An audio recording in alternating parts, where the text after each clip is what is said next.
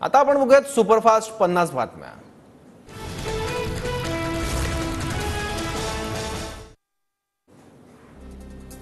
उद्या संध्याकाळी 7:15 वाजता मोदींचा शपथविधी। मोदी सलग तिसऱ्यांदा पंतप्रधान पदाची शपथ घेणार। राष्ट्रपती भवनात शपथविधीची तयारी सुरू।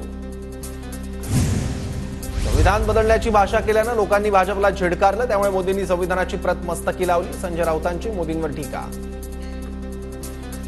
लोकांनी त्यांना झिडकारलं, संविधान बदलण्याची भाषा करणाऱ्यांना लोकांनी झिडकारल्यावर त्यांना संविधानची प्रत ही मस्तकी लावण्याची सुबुद्धी सुचली। त्याबद्दल भारतीय जनतेचे मी आभार मानतो।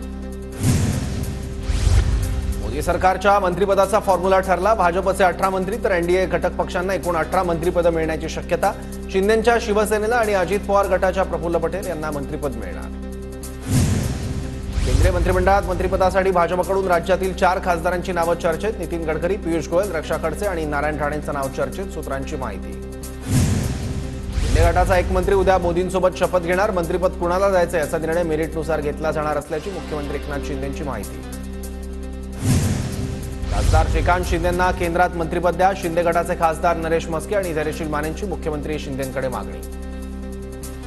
कार्यकर्ते, आमच्या आमदार आणि आमच्या खासदारांची सुद्धा मागणी आहे की श्रीकांत शिंदे यांनी मंत्रिपद त्यांचा जो काही भार आहे तो त्यांच्यावर देण्यात यावा। शिंदे गटाला 4 मंत्रिपद, मग भाजपला काय मिळणार? उरलेल्यांना परदेशातून हाय कमिशनर म्हणून नेमलं जाऊ शकतं। संजय राऊतांचा महायुतीला टोला। त्या पंतप्रधानांच्या शपथविधीनंतर केंद्रीय मंत्रिमंडळाची पहिली बैठक होणार। पहिल्या मंत्रिमंडळ बैठकीत पावसाळी अधिवेशनाची तारीख ठरणार। मोदींची तिसरी टर्म ही कॉर्पोरेट आणि व्यापाऱ्यांच्या सेवेसाठी। खासदार संजय राऊतांची मोदींवर टीका, तर एनडीएचं सरकार टिकणार नाही, राऊत यांचा दावा। पंतप्रधान पदाची शपथ घेतल्यानंतर मोदी वाराणसीच्या मतदारसंघात जाणार। वाराणसीत जाऊन मोदी गंगा आरती करणार। 1 वर्षाच्या आत मध्यावधी निवडणुका लागणार। काँग्रेसचे नेते भूपेश बघेल यांचं वक्तव्य। फडणवीस राजीनाम्याच्या तयारीत, तर योगींची खुर्ची हलू लागल्यानं बघेल यांचं वक्तव्य। नितीश कुमार यांना इंडिया आघाडीकडून पंतप्रधान पदाची ऑफर, मात्र नितीश कुमार यांनी ऑफर फेटाळली असल्याचा केसी त्यागींचा एका वृत्तपत्राला दिलेल्या मुलाखतीत दावा। बांगलादेशच्या पंतप्रधान शेख हसीना भारतात दाखल। शेख हसीना मोदींच्या शपथविधी सोहळ्यात सहभागी होणार। मेरिटच्या आधारावर जागा वाटप झालं असतं तर अजून जागा जिंकलो असतो। मवियातील विधानसभेचा फॉर्म्युला ठरवण्याआधी नाना पटोलेंचं वक्तव्य। मोठा आणि लहान भाऊ हा मुद्दा होऊ शकत नाही, पटोलेंचं राऊतांना उत्तर। तर महाविकास आघाडीत कोणीही लहान आणि मोठा भाऊ नाही। काँग्रेस नेते माणिकराव ठाकरेंची प्रतिक्रिया। आम्ही महाविकास आघाडी म्हणून एकत्र काम करणार, माणिकराव ठाकरेंचं वक्तव्य। ठाकरे गटाचे 2 खासदार आमच्या संपर्कात, नरेश मस्केंचा दावा। अपात्रतेच्या मुद्द्यामुळे 6 खासदार एकत्र आमच्याकडे येतील। दिल्लीत हालचाली सुरू असल्याचा मस्केंचा दावा। बुलढाण्याचे खासदार प्रतापराव जाधवांना मंत्रिपद द्या। मेहकर विधानसभेचे आमदार संजय रायमुलकर यांची मागणी। रायमुलकर यांनी घेतली मुख्यमंत्री शिंदेंची भेट।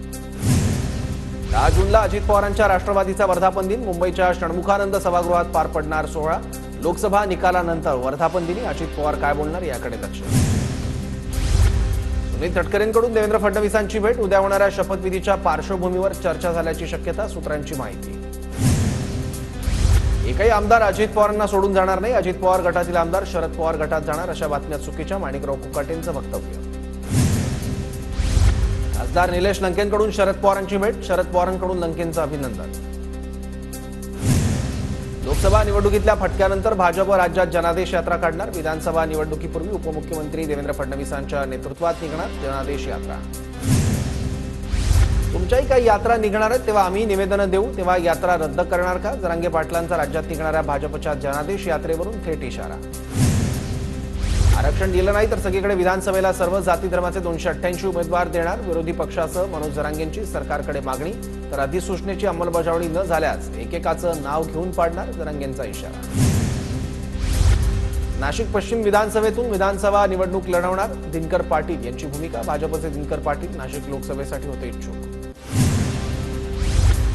अंबडच्या तहसीलदार धनश्री भालचिंग यांच्याकडून मनोज जरांगेंची भेट। तहसीलदारांकडून जरांगेंना उपोषण न करण्याची विनंती। खासदार निलेश लंकेंचे पीए राहुल झावरे मारहाण प्रकरणात नवी माहिती समोर। राहुल झावरेंनी शिवीगाळ करत मारहाण केल्याचा प्रितेश पानबन यांच्या पत्नी हर्षदा पानबन यांचा आरोप।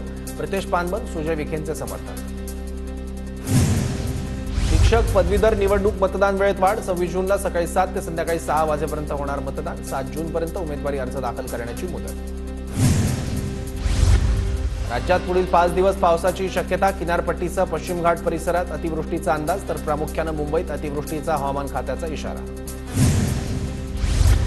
राज्यातील अनेक जिल्ह्यात पुढील 48 तासात पावसाचा अलर्ट. रत्नागिरी, सिंधुदुर्ग, सातारा, संभाजीनगर, बीड, जालना, धाराशिवमध्ये पावसाचा अलर्ट.